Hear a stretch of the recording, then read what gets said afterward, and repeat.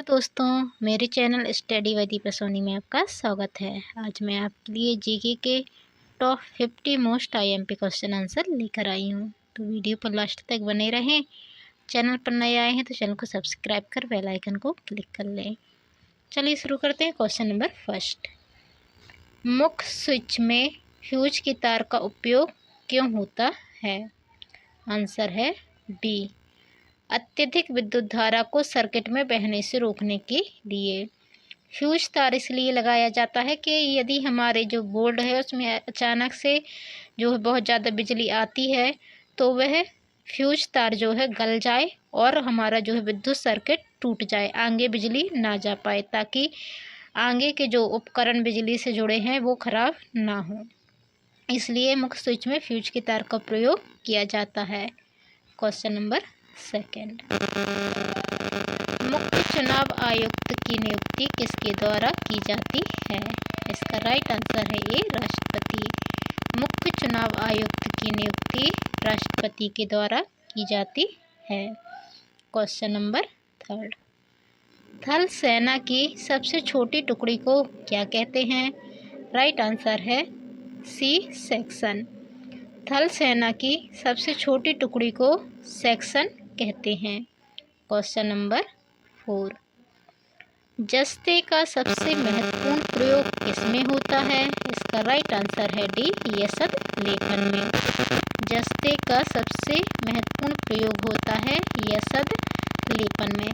यसद लेपन क्या कहलाता है? गैल्वेनाइजेशन कहलाता है। गैल्वेनाइजेशन का मतलब होता है लोहे को जंग से बचाने के लिए उस पर जस्ते की लेप चढ़ाना। लोहा जो है जब नमी में आता है, ऑक्सीजन के संपर्क में आता है और नमी के संपर्क में, तो उस पर जंग लग जाती है। जंग काय की लगती है? फेरिक ऑक्साइड की। तो लोहे को जंग से बचाने के लिए उस पर जस्ते की परत चढ़ाई जाती है। इसे ही गैल्वेनाइजेशन और हिंदी में यसद लेपन कहते हैं। क्वेश्चन नंबर 5, जब किसी भूमि को पहली बार कृषि योग्य बनाया जाता है तो यह सुझाव दिया जाता है कि फलीदार पौधे उस भूमि पर उगाए जाएं, जिससे कि इसका राइट आंसर है 4, भूमि की उर्वरा शक्ति बढ़ सके, क्योंकि फलीदार पौधों से नाइट्रोजन प्राप्त होती है। जो भी फलीदार पौधे होते हैं उनकी जड़ों में जो है नाइट्रोजन इकट्ठी रहती है, मतलब कि उससे जो है भूमि को नाइट्रोजन मिलती है। इसलिए जब भूमि को पहली बार कृषि योग्य बनाया जाता है तो उसमें फलीदार जो है वृक्ष या फलीदार फसल उगाई जाती है। क्वेश्चन नंबर 6, भुरभुरी दोमट मिट्टी में निम्नलिखित में से कौन सी फसल बोई जाए जो सुगमता से उग सके है? तो इसका राइट आंसर है बी, चुकंदर। भुरभुरी दोमट मिट्टी में चुकंदर की फसल जो है सुगमता से उग सकती है। क्वेश्चन नंबर 7, IRSP-3 का प्रक्षेपण कब किया गया? राइट आंसर है ए, 1996 में। IRSP-3 का प्रक्षेपण 1996 में किया गया। क्वेश्चन नंबर 8, प्रथम समाचार पत्र भारत में कब छपा? राइट आंसर है सी, 1780 में। प्रथम समाचार पत्र भारत में 1780 में छपा। Question number 9, defence service staff college कहाँ स्थित है? राइट आंसर है D, Wellington. Defence services staff college Wellington में स्थित है। क्वेश्चन नंबर 10, द्वैत शासन व्यवस्था भारत सरकार के किस अधिनियम के अंतर्गत लागू की गई थी?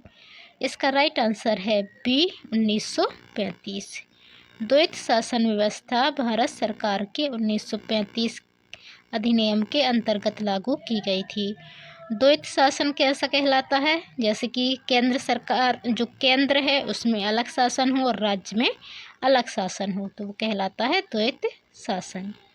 क्वेश्चन नंबर 11, कांग्रेस के किस अधिवेशन में पूर्ण स्वराज का प्रस्ताव पारित है? ये पंडित नहीं है, हाँ, प्रस्ताव जो है पंडित जवाहरलाल नेहरू की अध्यक्षता में पारित किया गया। सॉरी, ये पंडित ही है। तो कांग्रेस के किस अधिवेशन में पूर्ण स्वराज का प्रस्ताव पंडित जवाहरलाल नेहरू की अध्यक्षता में पारित किया गया? तो इसका राइट आंसर है डी, लाहौर।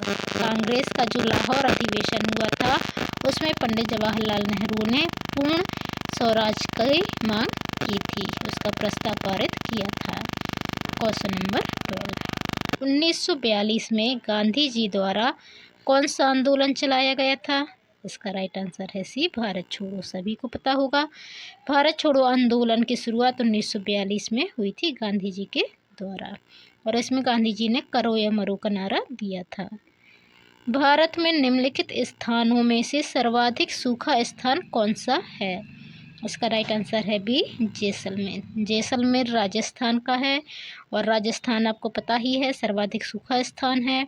वैसे तो बीकानेर भी है राजस्थान का, लेकिन बीकानेर से ज़्यादा जो है जैसलमेर सूखा स्थान है। क्वेश्चन नंबर 14, भारत के राजनयिक संबंध निम्नलिखित में से किस देश के साथ नहीं है?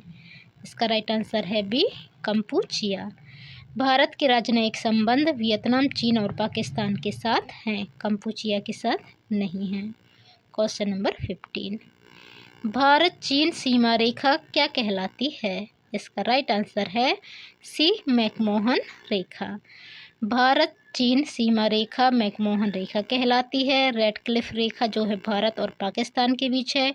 डूरंड रेखा जो है भारत और अफगानिस्तान के बीच में है, और 24वीं समांतर रेखा जो है उत्तरी कोरिया और दक्षिण कोरिया के बीच में है। क्वेश्चन नंबर 16, बुध ग्रह का परिभ्रमण काल कितने दिन का है? इसका मतलब है बुध ग्रह जो है वह सूर्य की परिक्रमा, एक चक्कर सूर्य का कितने दिन में लगाता है? तो इसका राइट आंसर है ए, 88 दिन। बुध जो है सूर्य के बहुत ही करीब है सर, तो उसे जो है सूर्य की परिक्रमा लगाने में कम समय लगता है, तो उसे कम समय लगता है 88 दिन का। क्वेश्चन नंबर 17, भारत छोड़ो आंदोलन निम्नलिखित में से किसके फलस्वरूप हुआ? राइट आंसर है डी, क्रिप्स मिशन फेल होने के कारण। भारत छोड़ो आंदोलन 1942 में हुआ था, किसके कारण हुआ था? क्रिप्स मिशन के फेल होने के कारण हुआ था। क्वेश्चन नंबर 18, भू राजस्व प्रशासन में सबसे ज़्यादा प्रभावी बदलाव किसके शासनकाल में आया? इसका राइट आंसर है सी, अलाउद्दीन। भू राजस्व प्रशासन में सबसे ज़्यादा प्रभावी बदलाव अलाउद्दीन के शासनकाल में आया था। क्वेश्चन नंबर 19, एक्स किरणों की वेधन क्षमता निम्नलिखित में से किस पर आधारित होती है? इसका राइट आंसर है डी, तरंग दैर्ध्य पर। एक्स किरणों की वेधन क्षमता तरंग दैर्ध्य पर आधारित होती है। एक्स किरणें जो है अनुप्रस्थ तरंगे होती हैं, अनुप्रस्थ तरंगे ही विद्युत चुम्बकीय तरंगे होती हैं, तो एक्स किरणें एक तरह से विद्युत चुम्बकीय तरंगे ही हुई, तो इनकी वेधन क्षमता जो है इनकी तरंग दैर्ध्य पर निर्भर करती है। क्वेश्चन नंबर 20, किस ग्रुप का रक्त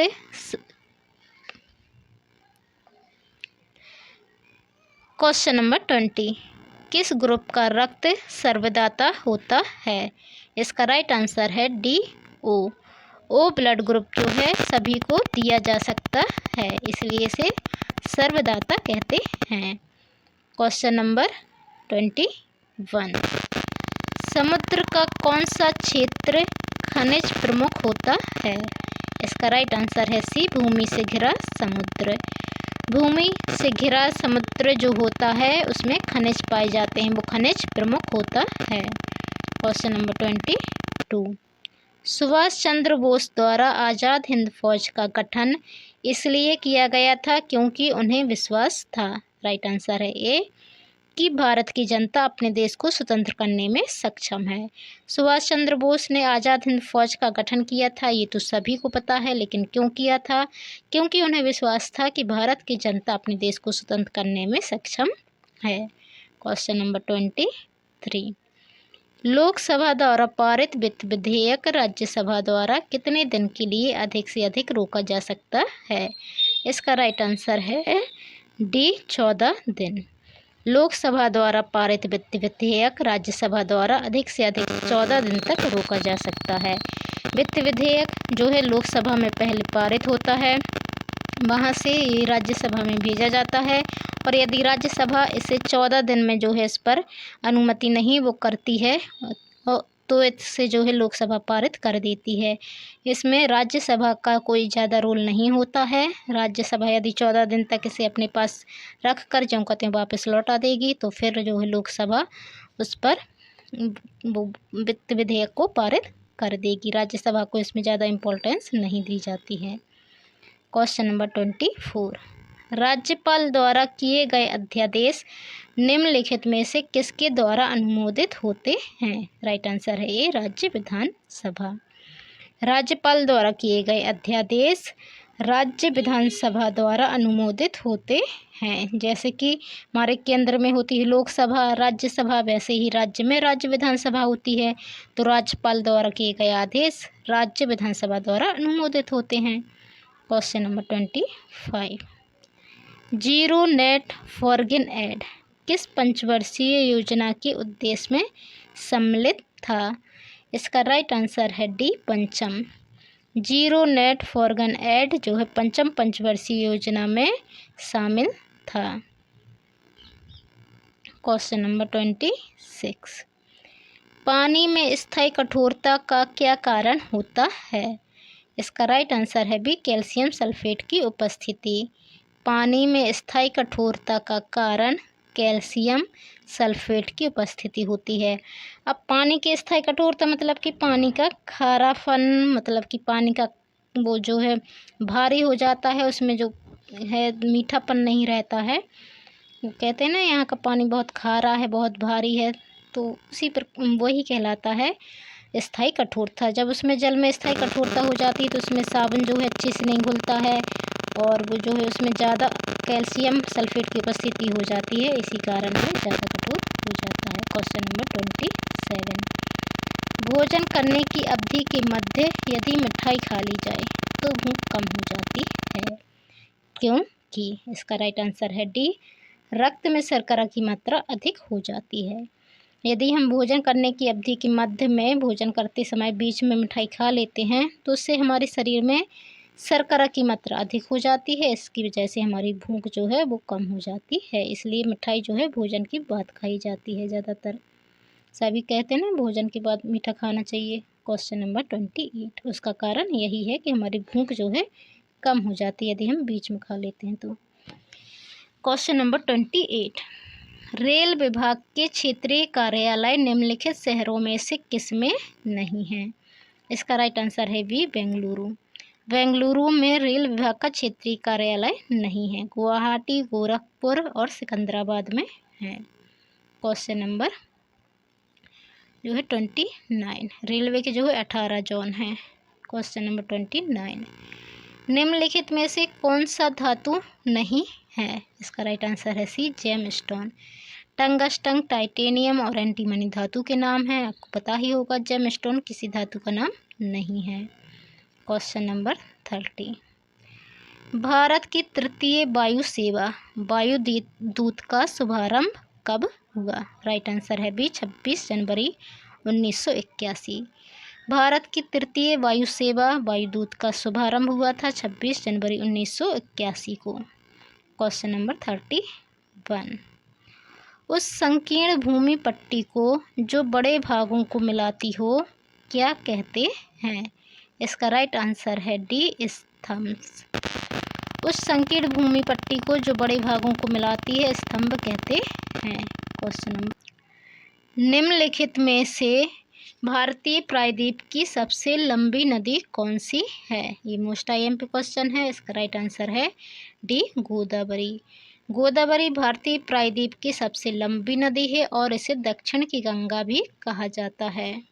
क्वेश्चन नंबर 33, भारतीय वायुसेना में निम्नलिखित में से सर्वाधिक उच्च पद किसका है? इसका राइट आंसर है डी, ग्रुप कैप्टन।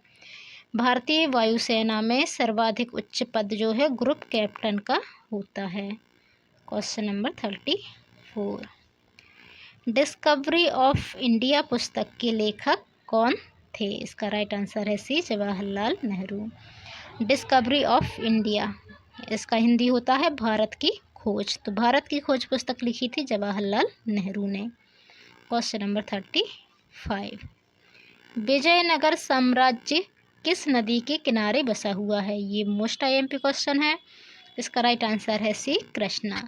विजयनगर साम्राज्य जो है वो कृष्णा नदी के किनारे बसा हुआ है। ये विजयनगर जो है कर्नाटक राज्य में था। क्वेश्चन नंबर 36, भारत सोवियत मैत्री कब संपन्न हुई थी? राइट आंसर है ए, 1971 में। भारत सोवियत मैत्री 1971 में संपन्न हुई थी। क्वेश्चन नंबर 37, संसद के संयुक्त अधिवेशन का सभापतित्व कौन करता है? राइट आंसर है सी, स्पीकर लोकसभा। जब संसद का संयुक्त अधिवेशन होता है तो उसकी अध्यक्षता मतलब कि उसका सभापतित्व जो है स्पीकर लोकसभा मतलब कि लोकसभा के अध्यक्ष के द्वारा किया जाता है। क्वेश्चन नंबर 38, विबग्योर किससे संबंधित है? विबग्योर आपको पता ही होगा, ये जो है सौर स्पेक्ट्रम से संबंधित है। विबग्योर ये इंद्रधनुष की रंग है, ये लाल है, ये नारंगी है, ये येलो है, पीला, ये हरा, और ये मतलब जो विबग्योर ऐसे अपन लिखते हैं, हिंदी में बेजानी है पीला नाला लिखते हैं। तो ये किससे संबंधित है ये हमें बताना है। तो इसका राइट आंसर है बी, सौर स्पेक्ट्रम से। क्वेश्चन नंबर 39, कागज स्वर्ण का अर्थ होता है? इसका राइट आंसर है हमारा 39 का डी, विशिष्ट आहरण अधिकारों से। कागज स्वर्ण का अर्थ वह विशिष्ट आहरण अधिकारों से होता है। क्वेश्चन नंबर 40, रिकेटस बीमारी किस विटामिन की कमी से होती है? राइट आंसर है हमारा बी, विटामिन डी की कमी से। जो रिकेटस बीमारी होती है ये हड्डियों को कमज़ोर करती है और ये विटामिन डी की कमी के कारण होती है। हड्डियों को मजबूत करने के लिए विटामिन डी और कैल्शियम आवश्यक होता है। विटामिन डी हमें सूर्य के प्रकाश से मिलता है, तो हमें सुबह जो है सूर्य का प्रकाश लेना चाहिए 10-15 मिनट हर दिन। क्वेश्चन नंबर 41, उस बीमारी को जिसमें श्वासनली पेशियों के संकुचित तथा श्लेष्मल झिल्ली के फूलने के कारण श्वसननली संकीर्ण हो जाती हैं, क्या कहते हैं? राइट आंसर है डी, अस्थमा। अस्थमा नली में जो है, अस्थमा बीमारी में जो है श्वसन नली जो है संकुचित हो जाती है और श्लेष्मल झिल्ली जो है वो फूल जाती है। इससे क्या होता है, सांस लेने में तकलीफ होती है। इसे दमा भी कहते हैं और अस्थमा भी कहते हैं। इसमें जो है सांस लेने में बहुत ज़्यादा तकलीफ होने लगती है क्योंकि श्वास नली है जो है संकुचित हो जाती है। क्वेश्चन 42, निम्नलिखित करों में से किसका सीधा प्रभाव वस्तुओं के मूल्य वृद्धि पर नहीं पड़ता है? राइट आंसर है ए, आयकर। आयकर आपको पता ही है, आपकी आय पर लगने वाला कर होता है, तो इसका प्रभाव जो है वस्तुओं के मूल्य वृद्धि पर तो बिल्कुल भी नहीं पड़ेगा। सिंपल सा है ये क्वेश्चन। क्वेश्चन नंबर 43, डेमोग्राफी विज्ञान की वह शाखा है जिसमें अध्ययन होता है। इसका राइट आंसर है सी, जनसंख्या का। डेमोग्राफी में जनसंख्या का अध्ययन होता है। क्वेश्चन नंबर 44, सीमेंट के मुख्य अवयव होते हैं। राइट आंसर है बी, लाइम, एल्यूमिना तथा सिलिका। सीमेंट जो है वो लाइम से, एल्यूमिना से और सिलिका रेत को कहते हैं, तो इनसे मिलकर बनता है सीमेंट। क्वेश्चन नंबर 45, निम्नलिखित में से कौन सा कथन सत्य है? एक साधारण दर्पण के सामने कोई व्यक्ति दूर हो रहा है तो उसका प्रतिबिंब कैसा होगा? तो उसका प्रतिबिंब भी दर्पण से दूर जाता दिखाई देगा। क्वेश्चन नंबर 46, फ्यूज के तार का चयन किस आधार पर किया जाता है? जो फर्स्ट क्वेश्चन हमने देखा था कि मुख्य बोर्ड जो होता है उसमें फ्यूज का तार लगाया जाता है, तो उस तार का चयन किस आधार पर किया जाता है? तो इसका राइट आंसर है सी, उसका गलनांक कम होना चाहिए। यदि उसका गलनांक कम होगा तो वो जल्दी गल जाएगा तो वो जो है विद्युत परिपथ को तोड़ देगा, जिससे कि बिजली आगे नहीं जाएगी और जो है आगे के उपकरण जो है ख़राब नहीं होंगे, क्योंकि अत्यधिक बिजली जाने से उपकरण ख़राब हो जाते हैं। जितनी ज़रूरत है उतनी ही बिजली उन तक पहुंचनी चाहिए। क्वेश्चन नंबर 47, संरचनात्मक दृष्टि से भारत का संविधान है। इसका राइट आंसर है ए, संघात्मक। संरचना की दृष्टि से भारत का संविधान कैसा है? संघात्मक है, मतलब कि संघ को इसमें सबसे ज़्यादा महत्व दिया गया है। क्वेश्चन नंबर 48, हवाओं का वह क्रम जिसके चारों ओर निम्न वायुदाब पाया जाता है उसे क्या कहते हैं? इसका राइट आंसर है सी, चक्रवात। चक्रवात हवाओं का वह क्रम है जिसके चारों ओर निम्न वायुदाब पाया जाता है। क्वेश्चन नंबर 49, भारतीय अंतरिक्ष अनुसंधान संगठन का गठन कब किया गया? भारतीय अंतरिक्ष अनुसंधान संस्थान मतलब ISRO, Indian space research organisation, इसका गठन कब किया गया? राइट आंसर है ए, 1969 में। भारतीय अंतरिक्ष अनुसंधान संगठन का गठन 1969 में किया गया। क्वेश्चन नंबर 50, साबुन बनाने के लिए कास्टिक सोडा को निम्नलिखित में से किसके साथ उबाला जाता है? राइट आंसर है डी, वसा। साबुन बनाने के लिए कास्टिक सोडा को वसा के साथ उबाला जाता है। तो ये थे हमारे आज के टॉप 50 क्वेश्चन आंसर। आपको वीडियो कैसे लगा कमेंट कर जरूर बताएं। चैनल पर नए आए हैं तो चैनल को सब्सक्राइब कर बेल आइकन को क्लिक कर लें। मैं आपके लिए डेली जो है जीके का वीडियो लाती हूँ और कम समय में आपको ज़्यादा से ज़्यादा क्वेश्चन कराने की कोशिश करती हूँ। मैं जो क्वेश्चन आपके लिए ज़रूरी रहते हैं डिटेल्स बताने के लिए, उनमें डिटेल्स बताती हूँ, और जिनमें डिटेल्स बताने की ज़रूरत नहीं होती है उनमें डिटेल्स नहीं बताती हूँ। तो आपको मेरे वीडियो में यदि कोई कमी लगती है तो आप मुझे कमेंट में बता सकते हैं, और आप कैसा वीडियो चाहते हैं आप ये भी बता सकते हैं। तो please like share and subscribe कीजिए। धन्यवाद। जय हिंद।